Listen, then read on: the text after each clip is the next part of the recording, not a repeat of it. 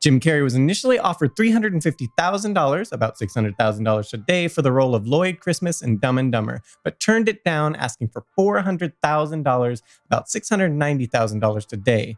The studio said no. But then Ace Ventura came out and was an unexpected hit. About a week after the film debuted, the studio agreed to the $400,000 price tag.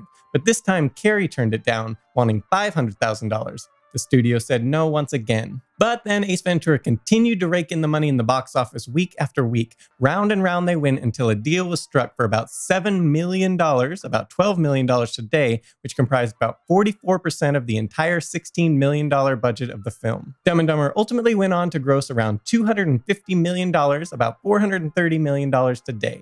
Now, in contrast to Jim Carrey's $7 million payday for Dumb and Dumber, Jeff Daniels was only paid about $50,000, about $86,000 today, according to co-director Bobby Fairley. The reason for such a low salary, despite Daniels being a much more successful actor up to that point than Carrey, was the studio was dead set against casting Daniels for the role, owing to his lack of experience in the comedy genre.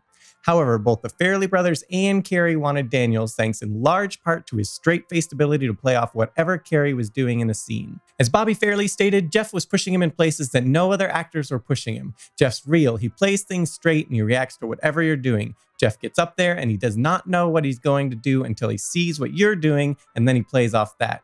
He's a genius at doing that. The studio finally gave in, but only offered Daniels $50,000, thinking he'd surely pass the role up at that price. Daniels' own agents also attempted something of an intervention when they heard he wanted to accept the role, stating, according to Daniels, "We're going to stop this. You're not going to do this movie, and we're going to keep you on the Oscar trail." He ignored them all and took the part. However, Daniels later said his agents had been correct, and to quote him, "I think easily for 10 years because of the success of Dumb and Dumber, I was no longer taken seriously." Even after shooting on Dumb and Dumber had already started, the studio still attempted to find an excuse to fire Daniels, but ultimately backed off efforts to get rid of him after seeing the first week's worth of footage. And speaking of Dumb and Dumber, Lloyd Christmas's chipped tooth on the film was not the result of some prosthetic, but rather that Jim Carrey genuinely has a chipped tooth.